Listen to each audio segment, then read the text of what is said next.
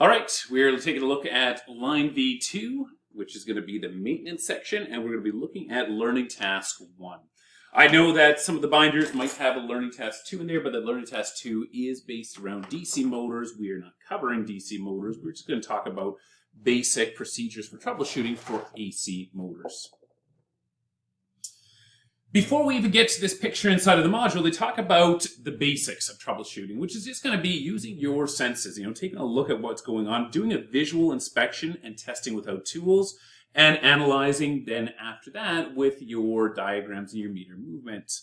What you're usually looking for is something that just quickly indicates that this thing was not working. We're not talking about a brand new installation that's not working because we might have hooked up incorrectly. This application over here is where we've got an existing installation that has quit working.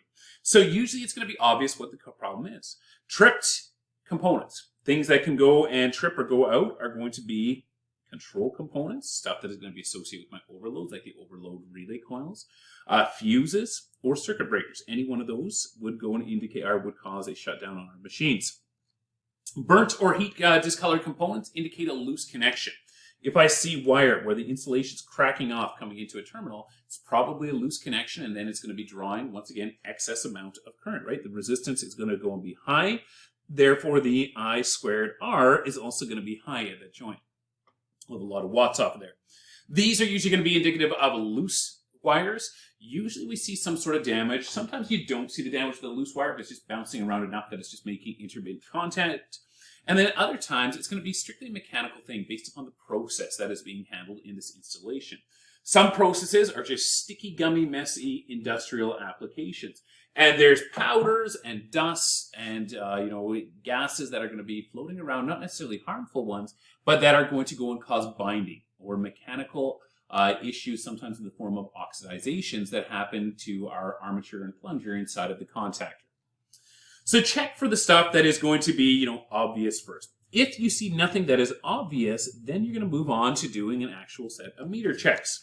You should always start with working inward from what you know is good and work your way in until you find whatever is going to go and be bad. We don't know where it is, but we know that where the good ends, that's obviously where the bad is going to go and begin. You're going to start up at your first component. In most cases for motors, you're going to go and have a fusible disconnect that's going to be upstream. That's going to go and have your 3 main poles inside of there. We're talking 3-phase motors here again. And then it's going to have your fuses inside of there. We know that we should have full value voltage on this side. Obviously, that's what's incoming. If I didn't have voltage on that side, I'd quit fooling around with this circuit, and I would go further upstream, to the panel or to the main disconnect that is feeding over to these. Because obviously at that point, if I would not have voltage coming in here, it's not going to be anything downstream. It's going to be something further up that has caused the issue. So you start over here with what's good, then you're going to work your way through. And every single component all the way along over here should be treated as a form of conductor. When the switch is closed, are the switch blades carrying current and acting as a conductor? Yes. What about this fuse? If that fuse is good, is it carrying current and acting as a form of conductor? Absolutely. What about this contact point? If this contact point is closed, is it acting as a form of conductor? You bet. What about this overload heater? The overload heater never actually opens, so absolutely it is going to be acting as a form of conductor. Which means that really what we're seeing is that all the way along to the motor, every single one of these components should be treated as if they were going to go and be an actual line. Meaning that whatever I'm measuring up top over here, if I've got a voltmeter and I measure from here to here, if this component is really an extension of the line, and this component is an extension of the line, and this component, etc., that would mean that if I measure all the way down here, my readings should be the exact same as what I would read up top over there. By going and crisscrossing across components, we can quickly identify where we have a conductor that has quit operating. Usually it's going to be a component that's going to go and cause that. So we're going to go through and we're going to go and do a bunch of measurements over here. Couple of things before you go and start these out. First of all, if your contactor is pulled in and the motor's acting weird, shut it off. Chances are you're doing more damage to the equipment than money that you're saving by being in operation. So you just want to make sure that thing is going to be shut off. The other problem is that anytime that I have got my lines closed. This line over here could be good. This fuse over here could be bad, but I might not necessarily see that because I'm going to be getting a back feed through the motor coming back up this line over here. So it'll appear as if there's voltage on the bottom side of that fuse, and I might be like, oh, well, the fuse must be fine because I measured voltage across the bottom of the fuse. Really, I'm just reading a back from the other one over here. So if we are going to do this troubleshooting, open up what we have over here. Once the contactor is open, at that point, it would be impossible for us to go and get a backfeed, so we can start going through with our crisscross method. The crisscross method is simply us taking and measuring what we know is good. Over here, we're going to go and do a 230 volt AC system. We do have some where it's 208 volts from line to line. We've got other ones that are 230 or 240 volt lines as well.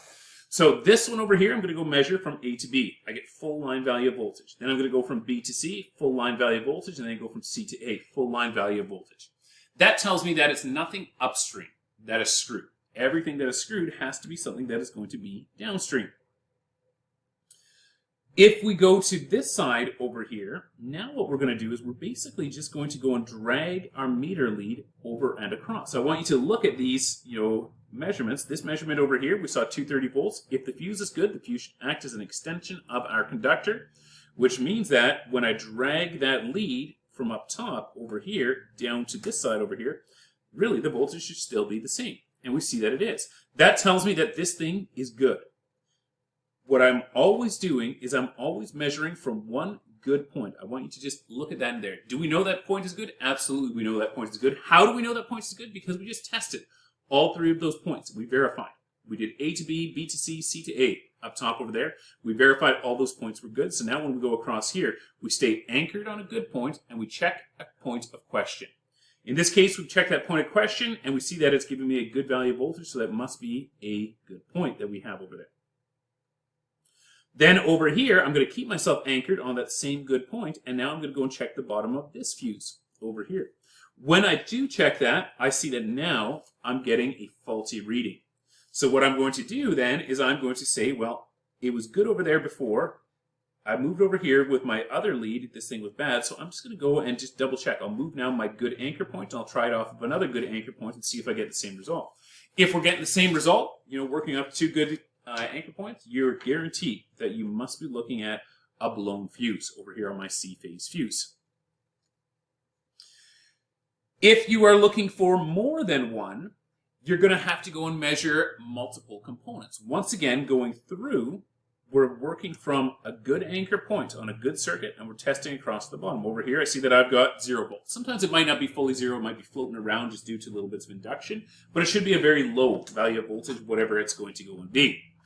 I move on to the next one, and I see that I'm checking across to the bottom of my C-phase. I see that the C-phase is reading as being a good value over here, right? It's just an extension of the line-to-line value. And then the last thing that I'm going to do is I'm going to move, and I got to still measure the bottom of the A-phase. Note that these two, I was measuring the top of the A-phase. Obviously, I need to check the bottom of that one, so I just found another good anchor point. I can pick B or C, and then I measure to the bottom, and I see that I am going to go and have 0 volts, which means that that's going to be a bad fuse. My line A and my line B are going to be both blown. Quick thing about checking fuses. Anytime that I have one blown fuse, that's usually going to be a small issue, because one fuse will always be weaker than the others. The weakest link is going to break first. The others are going to be fine. If, however, I'm in this situation where I've got two fuses that have blown, that tells me that I had a very large fault that was on the system, which means I'm going to be very careful about closing back in. You don't just jam another fuse in and turn this thing back on. Anytime you've got a blown fuse, that tells you there was an issue on the system. So go through the system, double check, look for where the problem might be, and then if you know that it's safe, go back and verify, go back, clear that, and then put the fuse in and turn it back on. Let's talk about the control circuit. When we are testing a control circuit, what we're going to do is we're always going to start by working our way from the outside, what is good, to the inside. Once again, when I take a look at this control circuit, I want us to identify what are conductors versus what are loads. If this thing is operating, should there be any voltage drop over top of there? No. That thing should be a form of conductor. It's just carrying the current through. What about this start switch? It's a form of conductor. Same with this seal and contact's a form of conductor. Same with these overloads over here. They are a form of conductor. The only thing that is going to be seen as a load is going to be the coil inside of there. In every other case, all the rest of these are simply just conductors, which means that whatever I've got from my line 1, I should be able to measure all the way along through into there. Whatever I've got from my line 2, I should be able to measure all the way along in from that side there. Start with my measuring line to line. If I get full value of line voltage, let's say it's 240 volts, then I am going to say, yep, I've got a good control circuit power. The next thing I'm going to do is I'm just going to slide my meter lead along the line. So I'm going to go and move it across and move it to the other side of this next connection. Why? Because this over here is a form of conductor, and if it was the one that was screwed, then I would no longer have voltage over there. We see that in the next picture, where they have now moved. They kept this one anchored here on something good. They moved this one in. And they measure over here. If they're still measuring 230 volts at that point, and that's what we had across from line to line, that would tell us that that must be a good set of conductor. In other words, it is carrying all the voltage all the way through. So we can go and check that thing off. We don't have any issues over there. Perfect. The next thing that we can do is we can go through and work our way from this side. Now, there's a couple different ways you can go through. They show a couple of different steps inside of here where they are then jumping past the load. This is not my preferred method. I'll talk about their method real quick, and then I'll tell you about my method. But it is, potato, potato. I just think my method makes more sense, to be honest. But this is, well, let's cover what they have inside here. Then I'll tell you about what I'm doing with mine. Theirs over here, they are now going to be looking for a 0 volt reading, really, is what this thing should go and be. Because if they go across from here to here, a stop button, a start button, these are all seen as being forms of a actual conductor that's carrying the current through.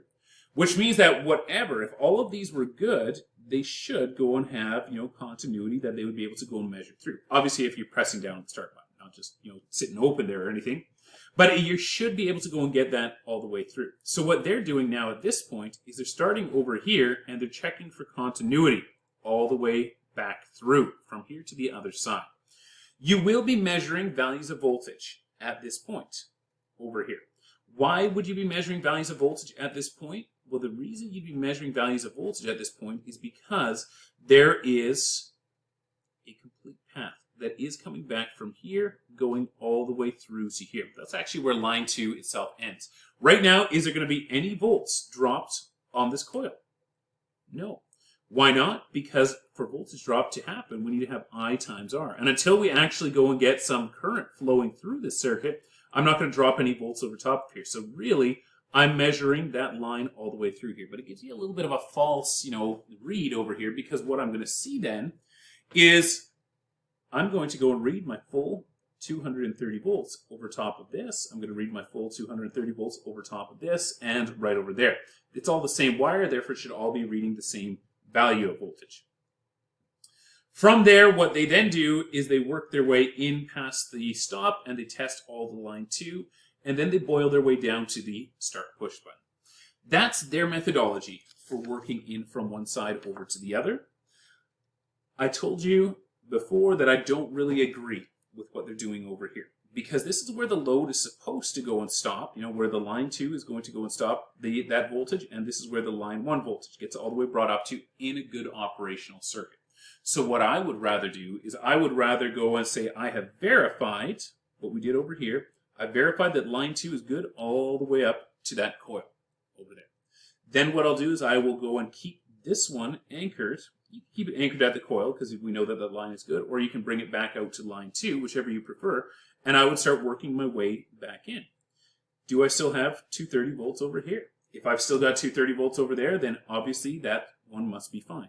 Do I still have 230 volts over here? Then what I would do is I'd move on to this side and I would press that start push button. When I press that start push button, at that point I should be reading 230 volts if this thing was going to go and be operational.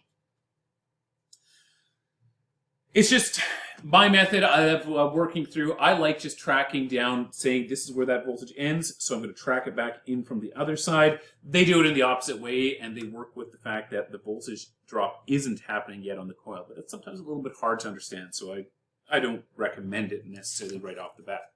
Think about it. Try to figure out what that is like. Don't just cheese out and say, well, Joel said I shouldn't ever do it. No, you should actually understand why it operates. I'm just saying it's probably not necessarily the best one to go and utilize. Okay, yeah, components inside of here. Should you be using a ohmmeter to go and check components? You can, but if you're going to go and use an ohmmeter, you need to make sure that you disconnect both of these lines because ohmmeters are not supposed to be used on a live circuit. What could you do with an ohmmeter off of here? Well, if I had an ohmmeter, the things that I would be testing, take that up top there, is I would be testing the continuity of this and this, right? If that thing is giving me continuity, obviously that push button must be good to go. Then I could go and move my leads across to here and to here. I should be reading no continuity. Excuse me. I should be reading that OL. OL does not stand for overload, by the way. It stands for outside of limits. Because every meter that you're going to have is going to go and have a resistance value, maximum resistance. A lot of our smaller meters are only limited to 1,000 ohms. A lot of our bigger ones are going to be up to mega ohm that they're going to be able to go and read. But the OL just means that, hey, there's some resistance there, but it's bigger than a value that I am able to go and read. So don't always think that that means open. It could be, you know, if you've got a meter that's only good for 1,000 ohms, it could be that there's actually 2,000 ohms across there. Okay. So I would take my ohmmeter over here, press down on the start button, and I would see, you know, does the ohmmeter then tone out for continuity? Does it not? Press back and forth like that. You can also go and check this, you know, make sure that these are going to be open. I should have no continuity from these 2 points across here. Going over here, I would also go and test my overload.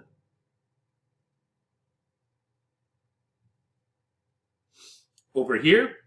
Once I check that overload, it should be reading continuity as well. That's going to be good to go. The last thing I would check would be my coil. The coil will read continuity. It's just going to have a slightly higher resistance because it's going to be a big winding of wire that's going to be inside it. But it should still have that resistance on it. Okay, the very last section inside of here just has a table. I don't have the table pulled up on here, but I just want to quickly run through some of the things that are on the table. On the table, on number 1 there, they talk about chatter. Chatter is where my contactor is just making a buzzing sort of noise. It doesn't always sound like chattery. Sometimes it just sounds really buzzy. Usually it's going to be point number 2, the poor contact in the control circuit. Broken shading coil, that's like never happens.